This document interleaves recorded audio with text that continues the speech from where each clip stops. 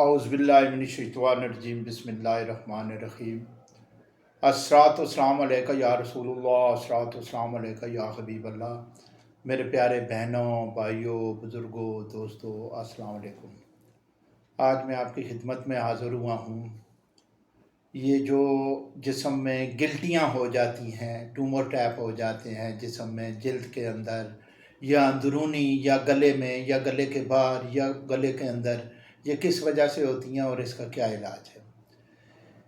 یہ جب چربی جسم میں بڑھ جاتی ہے، فیٹس ہو جاتے ہیں زیادہ، تو اس کی وجہ سے وہاں پہ یہ چربی اکٹھی ہونی شروع ہو جاتی ہے اور یہ ٹیومر کی شکل یعنی گلٹیاں کی شکل اختیار کر لیتی ہے۔ اگر بر وقت اس کا علاج نہ کیا جائے تو یہ بعد میں جا کر کینسر کا بھی باعث بن سکتی ہے۔ یہ خطرناک ہوتی ہیں، اس کا علاج بہت ضروری ہے۔ تو یہ جو ہے اس کا علاج سے پرہیز بھی جو ہے بہت لازمی ہے۔ علاج تو میں ایسا بتاؤں گا کہ 2 جڑی بوٹیوں سے اس کا جڑ سے خاتمہ ہو جائے گا، کوئی تکلیف بھی نہیں ہوگی۔ اور بعض لوگ تو اس کو آپریٹ کروا کے یہ بازوں سے یا کندھے سے یا ٹانگ سے کہیں بھی ہو تو وہ ریموو کرواتے ہیں، وہ سرجیکل اس کی ہوتی ہے اور وہ نکلوا کر وہ کرتے ہیں۔ اور بعض دفعہ ایسے ہوتا ہے کہ وہ خطرناک قسم کا ہوتا ہے تو جسم میں اسے پھیلنے کے چانسز ہو جاتے ہیں۔ اللہ نہ کرے ایسی کوئی نوبت آئے، لیکن میں یہ آپ کو بتانا چاہ رہا ہوں کہ یہ جو ٹیومر ٹائپ ہوتے ہیں گلٹیاں جسم میں، اس کا بہترین علاج موجود ہے طب میں۔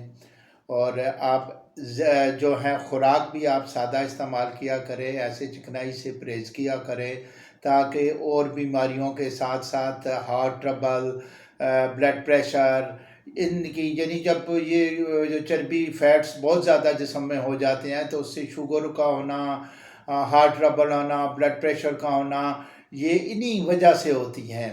اور یہ جو گلٹیاں جسم میں ہوتی ہیں یہ بھی فیٹس کی وجہ سے، چربی کی وجہ سے ہوتی ہیں۔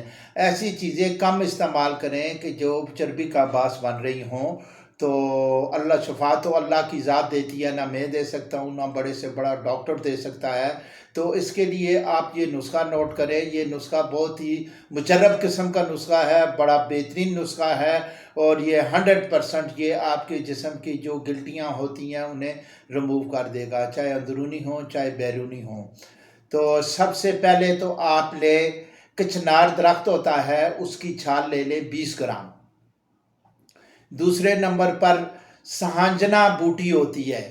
سہانجنا بوٹی کو دوسرے نام اس کا جو ہے کیا نام ہے، اردو میں اسے مرنگا بھی کہتے ہیں، جس کا مرنگا پاؤڈر کے نام سے پیٹنٹ ملتا ہے۔ تو یہ مرنگا جو ہوتا ہے سانجنا بوٹی ہوتی ہے۔ سانجنا بوٹی لے کر 20 گرام اور کچنار درخت کی چھال 20 گرام، یہ آپ باریک پیس کر رکھ لیں اور ½ ٹی اسپون جو ہے دہی کے اندر، 1 پیالہ دہی لیں، دہی کے اندر ملا کر صبح آپ استعمال کریں۔